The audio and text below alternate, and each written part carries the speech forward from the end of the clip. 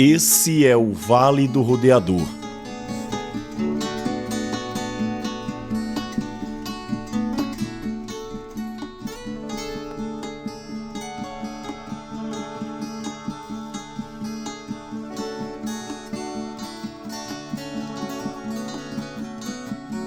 Um lugar abençoado pela natureza, localizado na zona rural de Bonito, no agreste central de Pernambuco. Essa região tem água em abundância.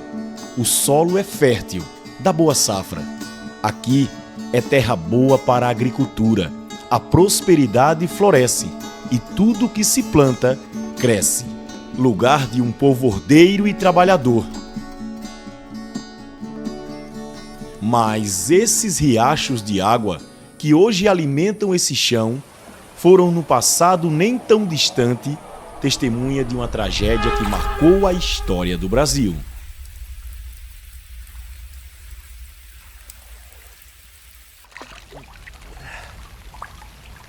As águas se banharam de sangue. Os gritos de socorro se perderam na noite. Uma comunidade rural foi atacada por tropas lusitanas em outubro de 1820. Eles esperavam pelo rei, Dom Sebastião. O rei não veio. Em seu lugar veio a morte, o desespero e o clamor.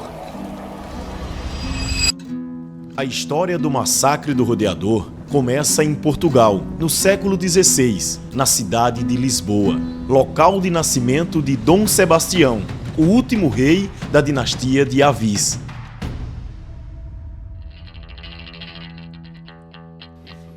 Dom Sebastião foi filho único do príncipe Dom João Manuel e de sua mãe, Joana de Áustria. O seu pai faleceu antes do seu nascimento. Com a morte prematura de Dom João Manuel, o nascimento de Dom Sebastião foi aguardado com fervor, pois faltava um sucessor direto ao trono. Quando os sinos da antiga Lisboa anunciaram o seu nascimento, o povo português celebrou, aliviado com a estabilidade da sucessão ao trono. 3 anos depois, o rei Dom João III, já idoso e doente, faleceu. Como Dom Sebastião era o único herdeiro, o trono de Portugal foi assumido por ele. Mas, por ser apenas uma criança de 3 anos, o governo ficou com regentes. Primeiro sua avó, a rainha Dona Catarina. Depois seu tio-avô, o cardeal Dom Henrique. Foi ele quem, no fim da regência, passou ao sobrinho agora com 14 anos, além do trono, um império em crise, com a missão de restaurar a glória e salvar a dinastia, que estava em risco e em agonia.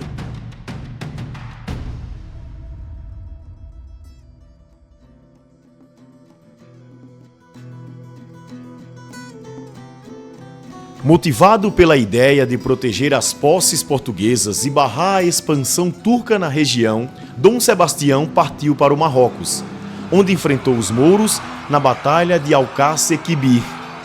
A luta foi um desastre para Portugal e Dom Sebastião desapareceu sem deixar vestígios.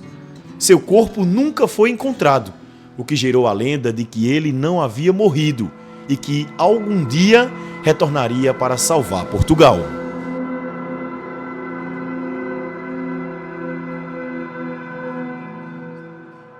O menino Sebastião talvez tenha sido o mais amado dos reis portugueses, pois foi desejado antes de nascer e talvez mais ainda após a sua morte. Isso ocorre porque o falecimento de Dom Sebastião representou a submissão da coroa portuguesa à coroa espanhola, ou seja, Portugal perde sua independência. E isso é grave. A maior potência marítima do século XVI, de repente se vê dominada por outras coroas. A morte do rei também frustrou o desejo de criar um império português no norte da África e combater os mouros em nome de Cristo. Só que o mais interessante ainda é pensar como é que esse mito ele atravessa o oceano, sobrevive há mais de 2 séculos e floresce no agreste central de Pernambuco, numa comunidade de pessoas pobres, sem direitos sociais e que veem nesse retorno encantado a oportunidade de uma verdadeira mudança de vida. Mas para entender como isso se processa, a primeira coisa que temos que entender é como se dava o cotidiano dessa comunidade. Quem eram essas pessoas? O que elas queriam? O que desejavam?